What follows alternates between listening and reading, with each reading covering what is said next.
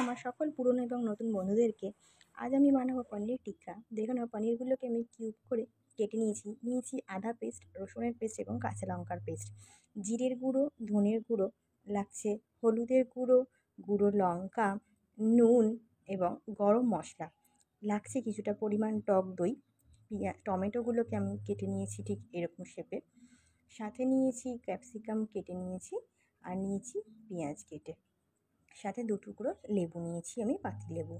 আচ্ছা, বেসনটাকে শুকনো কড়াইয়ে আমি একটু নেড়ে নিয়ে হলুদ, লঙ্কার গুঁড়ো, জিরের গুঁড়ো, গরম মশলা সমস্তটা দিয়ে একটু নাড়াচাড়া করে মিশিয়ে নিয়ে টক দইটাকে দিয়েছি।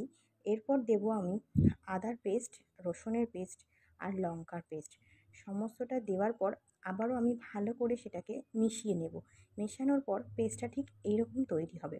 পেস্টটা তৈরি হয়ে যাওয়ার পর একটা প্লেটে করে নিয়ে আমি পনির কিউবগুলোকে এবং একে একে টমেটো কাটা আর ক্যাপসিকাম সাথে পেঁয়াজ কাটাগুলো একসাথে দিয়ে খুব ভালো করে আমি মিশিয়ে নেব। মিশিয়ে নেওয়ার পর দেখতে ঠিক এই রকম তৈরি হয়েছে। তারপর আমি কাঠের কিছুটা স্টিক নিয়েছি, সেগুলোর মধ্যে পনির কিউব এবং টমেটো, ক্যাপসিকাম, পেঁয়াজ একে একে সুন্দর করে সাজিয়ে নেওয়ার পর তাওয়াতে সেঁকেছি বাটার দিয়ে। দেখো কেমন দেখতে সুন্দর হয়েছে। তোমরাই বলো কেমন সুন্দর দেখতে হয়েছে। তোমরাও ট্রাই করো বাড়িতে, ভীষণ সুন্দর লাগবে। আমার বাড়িতে দেখো ট্রাই করেছে, খুব ভালো লেগেছে।